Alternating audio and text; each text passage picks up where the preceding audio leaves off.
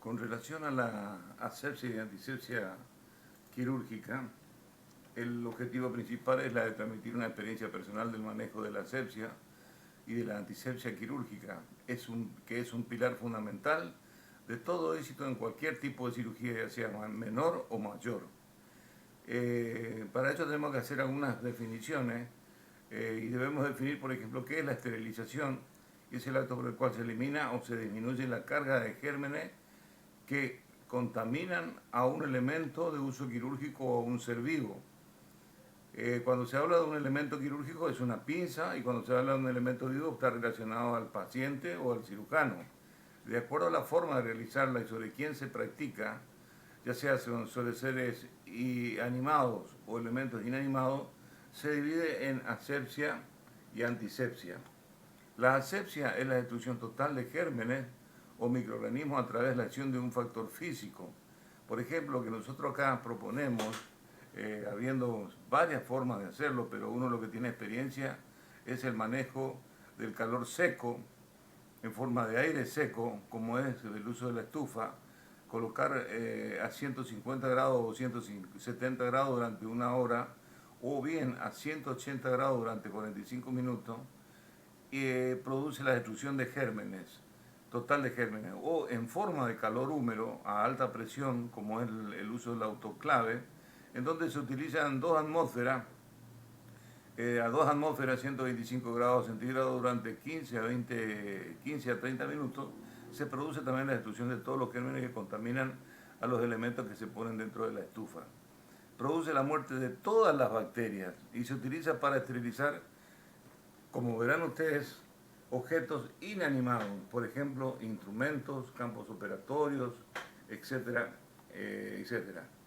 La antisepsia consiste en provocar la destrucción o la disminución de la carga de microorganismos contaminantes a través de sustancias químicas denominadas antisépticas o antisépticos, lo que se clasifican en dos grandes grupos, los antisépticos propiamente dichos y los desinfectantes. Los antisépticos propiamente dichos son sustancias que aplicadas a microorganismos lo hacen inocuo, ya sean matándolo o impidiendo su desarrollo o crecimiento. Es aplicable a tejidos vivos o seres inanimados como por ejemplo la povidona yodo, el peróxido de benzoilo y la clorhexidina. Generalmente esto, como dijimos anteriormente, se utiliza para aplicable a tejidos vivos y cuando nos referimos a tejidos vivos nos referimos a la piel del paciente donde se va a intervenir o bien las manos del cirujano que son las que van a intervenir en el área quirúrgica.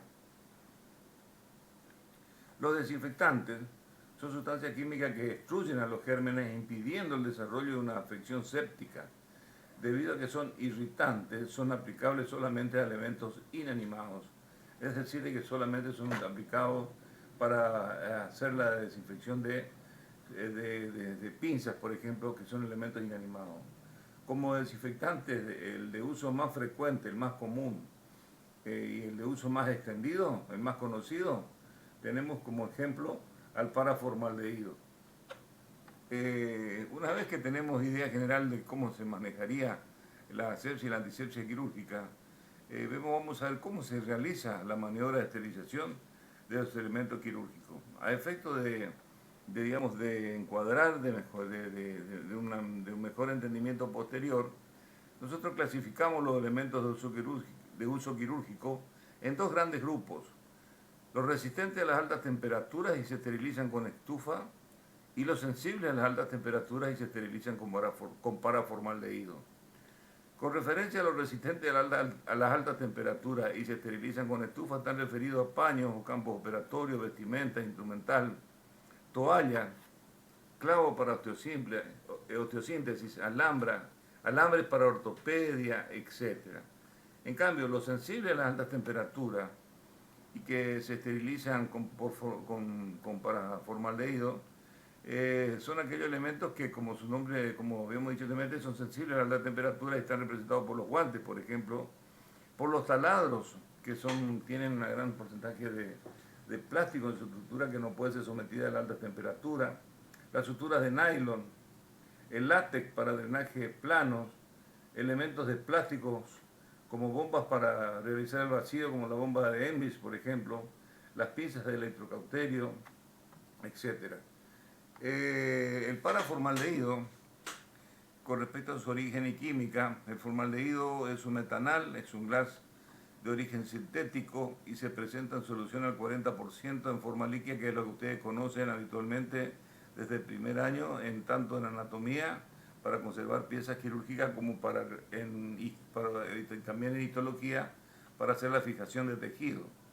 Es lo que se denomina normalmente formol puro, pero tiene la propiedad de polimerizarse fácilmente, transformándose en paraformaldehído. Cuando se transforma en paraformaldehído, se transforma en una forma sólida, en forma de comprimido de 500 miligramos, que por evaporación, acelerado, a veces se puede acelerar un poquito por el calentamiento, origina el formaldehído, que es el agente antiséptico, que es un poderoso agente antiséptico. La acción germicida del paraformaldehído es un potente germicida, actúa contra toda clase de microorganismos, tiene una acción universal, inclusive contra las esporas. En contacto en forma gaseosa con el paraformaldehído, produce la destrucción de todos los microorganismos en 6 a 12 horas. Tiene un gran poder de penetración por ser gaseoso justamente, y pierde poca actividad ante la presencia de una materia orgánica. Es decir, de que es un buen agente germicida el paraformaldehído. El mecanismo de acción actúa sobre los grupos de aminos libres de las proteínas bacterianas, desnaturalizándolas, provocando su coagulación. Por el hecho de precipitar y coagular las proteínas, se comporta como un irritante local para la piel y la mucosa, y por lo tanto no pueden ser utilizados en seres animados. Solamente son utilizados en seres inanimados porque son sustancias altamente irritantes.